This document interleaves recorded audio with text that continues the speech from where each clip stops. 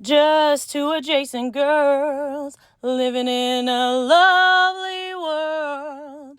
They took a podcast train going anywhere, but kind of specifically through Austin, Texas. Yeah, hook 'em horns. Welcome back, y'all. Welcome to Adjacent. We are doing something a little new. We are going to recap a show for y'all, a very spicy, sexy show. So, Shelly, what show are we recapping today? Well, I think it's important to note that this is based on a book. Ah, what book? It is The Hunting Wives. Well, I'm going to tell you, all of these events that people are going through, I'm just like, I would never. I would be like, I'm leaving. I don't care. I would not do any of this stuff. The book is by May Cobb, and it was written in 2021. 2021. Well, that makes sense a little. A little COVID, a little prior to COVID. Yeah. Yeah. Good gracious. Oh my goodness sakes. Well, let's just talk about the fashion first. Okay, but this is supposed to be fashion forward or not fashion forward? Oh, I think it's pretty fashion forward. I mean, I dress more like the dainty bird Yankee girl. Well, I actually felt like they were overly doing it with the fashion for each person. So they were like, okay, so I'm going to be the church lady. And so I'm going to wear very florals with a cardigan. And then there was the unsure girl who was like, all right, I'm going to wear a very black, maybe the black high neck shirt dress, but the back is going to probably be a little revealing, but not beneath my scapulas. And then there's going to be the girl that's like the very Western girl. And then there's going to be the girl that's in the gold Malay, whatever it is. It looks like balloon fabric. And I'm just like, okay, so each of these people is wearing an outfit that kind of designates who they are in the deal. But it's all a show, obviously. You can already tell early on that there's so much going on with each of these characters and the way that they manage their sexuality and their mental health issues and their criminal facade, that it's like it reminded me so much of the Stepford Wives just from the beginning. I was like, oh my gosh, this Stepford Wives from the get-go. Did you feel this way? Well, I felt like it was like Big Little, the Liar Group. Yeah, Big Little Lies. Yeah. And I felt like, what the holy hell? Because not to do spoilers, but like 2 seconds in, complete nudity. And what was that about? Like, if any of your friends like was like, hey, can you help me? And they drop their entire dress after you just met them after like a minute. That's too much. That is too much. Well, I felt like it was such a dominance move. Like, I'm going to go ahead and take you on a ride. You better buckle up, clown. It's getting ready to happen. I literally felt like is some kind of Epstein shit going on there. Yeah. The whole thing. So, wait till episode 2. I saw the first one and I was like, that is some crazy Epstein stuff. Also, I'm just like looking at the main character or maybe it's the narrator, but I was just like, I do not understand why you're somewhat falling for this. I would be like, if my husband was like, I want you to hang out with these guys, I would be like, nope. If I was Sophia, I'd be like, I don't fucking care. I'm not hanging out with them. It's not my jam. She took her whole dress off. I don't know why she's hiding so much from him. Like, hey, she took her whole dress off when I walked in, asked if I had a tampon, like, and then they gave me like, are you kidding? And then who's her Western girl that she's, so it's Margot, Sophie, Callie. Callie's the one I'm like, you know, I feel like she's getting ditched. Like she's not getting to be with Margot anymore. And then she feels sad. I'd be like, your turn. Have a good time. Bye. I'm out. Bye. Yeah. So episode 1, just a little recap because I've seen a couple of episodes. So recap, they go to a party and then what happens? So what I saw is they went to a party and then they invited Sophie, the young girl, over to hang out with everybody. And then they all started splintering off and they were like, hey, you want to get on the boat? Yeah. All right. Well, we're going to pack all our guns with us because the NRA is like a main character in this situation because the NRA is being, you know, whatever. And so I'm sitting there like, that's weird. If any of my girlfriends were like, hey, we're getting on a pontoon boat with a bunch of guns, I'd be like, nope, not doing that. Yeah, it's like those hilarious times where you have us listen to the mystery thing. Yes, and Tammy and I are like, idiot. Get off the boat. Why did you like red flags? Yeah. The whole time I'm sitting there like, I would never do any of that. And then they go and shoot a bunch of stuff. They have their guns, like, you know, I'm just like, I don't get it. And then I have to tell you, I have a very big body bubble around me. So if anybody's ever trying to teach me how to, like do pool table stuff or gun stuff, and they get into or a golf cue or golf club, and they're in my body bubble, I'm like, no, thank you. I'm out. I would be so out of all that. Yeah. And to be crystal clear, even if I enter Jody's body bubble, there's a shift. Yeah, I'm like, no, thank you. And then, so I was like listening to every red flag going on in there. So it's like, okay, red flag. But this poor girl, for some reason, is like, okay, well, now they're gonna take me to the next event, which is going to a nightclub where they go dancing, right? Correct.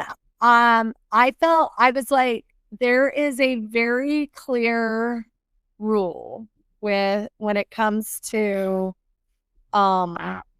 people that are trying to kidnap you, and you never go to the next place. But she did it. She got on a boat with them when they had a bunch of guns. 1,000 places with people. And I'm like, what are you doing? Why are you doing this? This is a bad idea. Yeah. At what point would you have been like, time out? Oh, I literally don't. I would have gone to the original party, and then that would have been my timeout. Like, I would have been like, I can't with these people. They're like, I would have read that situation pretty quick because I read scary situations with social stuff pretty fast. Like the whole thing, I was like, when she didn't have her clothes on, that would have been my out. I would have been like, I'm out. Do you have a tampon? No, I don't have a tampon.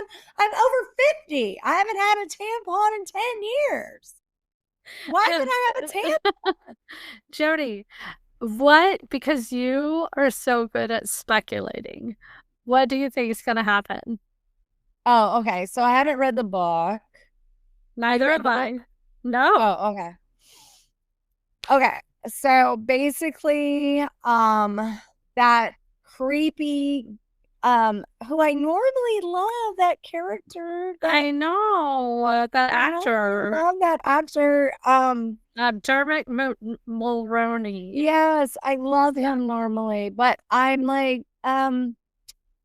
so he's gonna get them all into some Epstein situations. And And then they're gonna Dermot, drug her to the max. They're gonna roofie her and drug her and put her in some bad situations.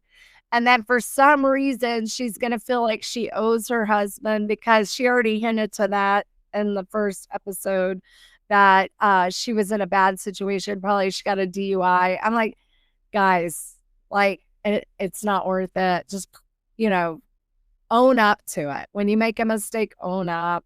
But I think she's there's going to be some murdery stuff. I do want to know what's going on with the saintly mom and her son. Ugh, it's going to make me gross out. And there's nothing saintly about the mom.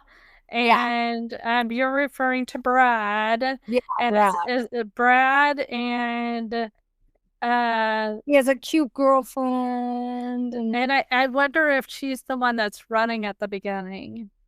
I thought it was the You think it's Sophie? You think it's Sophie? Yeah, I did, but now I think you're right. And so it may kind of be like, I don't know. I think there's going to be some murdering of people that know too much. And unfortunately, they're going to be covering it up. And I can already tell that Sophie's husband is going to be like, do it for me, sweetie. This is what's best for us. And he has some stuff that she feels and obliged to do because she has a bad background. I don't know. I just am like, oh my gosh. Also, would you ever allow somebody to do a body shot off of you, Shelly? I'm sorry. I think if somebody, we live in Texas. Also, none of us act like that in Texas. So BS. I'm not like on my pontoon boat going, let me get my rifle. I think it's so funny, the portrayal. But we live in Texas and it's a tad humid most of the time, even in December. Yeah. I'm not licking anybody's skin. I know that is, I don't like salt. I don't like salt on the rim of my margarita, and I sure am not going to go lick the salty skin off of somebody. Absolutely not. That's disgusting. No, thank you. Yeah, I was like, no how, no thank you, out. Hard pass. Hard pass. I have to tell you, like most people, when it comes to any level of shooting, we don't, I know my husband, he's very particular about shooting. You're not allowed to shoot and drink. It is very particular. And you're not just running around with a shotgun, running to the like pontoon boat. And then you're just not just like randomly shooting in the air. Especially, I'm like, so there's a woman driving a boat with all these rifles. That does not make any sense to me. I'm like, now when they went to the honky tonk, I was like, okay, yeah, I like to dance, but I am not like going crazy with people in Texas. I mean, there is some grinding. I'm not gonna lie. But that's everywhere. Well, and I'm not dancing with a high school kid. Oh, hell no. We are not doing that. I was like, what is going on? I just thought it went too much. And then I could tell when she got home, she had that like guilty. Now, I will tell you, I felt the same way. I have come home after dancing with friends and hanging out with friends that I didn't do anything bad, but I drank and I stayed out too late. And I'd climb into bed like, he'd be like, you're home? And I was like, Yeah, hungry. That's the only mirror of the whole situation. I know. That's like that is the only thing. Is like I'm gonna try to crawl into bed, and I hope you don't notice. I hope I don't wake you up. And Yeah, they and do. They yeah, they know. But they know. I'm gonna tell you pretty Check much. yourself. I can tell you at least 5 things I've never done on that deal. One, I've never messed with a high school person ever. Who would do that? 2, I've never had one of my friends take a body shot off of me, but do you, whatever. I'm not even judging. 3, I never have worn gold macrame, whatever that color is, that's really shiny, to a Western bar. Western bar ever. It looks like this little town's close to Dallas. Oh, this is a very Dallas town. It's not Austin. It's not Austin. I have seen those the oil rigs that go up and down quite a bit, but that's normally when I'm driving into like over in East or West Texas. It's not in most of Austin at all. And then I've never like ever taken my whole dress off and asked for a tampon. Okay, well, I'm gonna tell you 5 things I have done that were on the show. Okay. Number 1, I have been in a pontoon boat. I have been in a pontoon boat. Number 2, I have used paper towels or toilet paper because I couldn't find a tampon. Okay. Number 3, I have jitterbugged as well as she has. Absolutely. Yeah. But I'm not good at it, but you're a very good dancer. That's bullshit. You're totally great at it. And no, you deflect because you don't want to dance with anybody. So, but you're a phenomenal dancer and everybody knows it. Number 4, the crawling into bed and pretending like I didn't drink a bunch of bourbon. I didn't drink a bunch of bourbon. Yeah, for sure. I've done that. Number 5. Have you ever taken your whole dress off in front of anybody and asked for a tan? No, absolutely not. On your first meeting? Yeah, no. Number 5, I'm trying to think is like, what's something else in that show that I've done? Well, it's like meeting somebody new at church, just getting so overwhelmed at church and like leaning in on it. I love that. Well, I think this show is effed up. It is so nutsies. So, okay, let's stop here and now go watch episode 2. What? Right now? I was overwhelmed. I kind of got nauseous. And I took a bunch of notes. Oh, you got something else? I even have a special sparkly notebook for it. Oh, good. Which is my favorite thing to do. If you ever go to Randall's, they have these cute little notebooks. And I like to buy them when I'm doing special things. Okay. And I can recycle them. Yeah, you got it. You can't you don't. I don't want anybody to see it now. They're gonna think I'm like murdered. They're gonna think it's like a crime scene over here.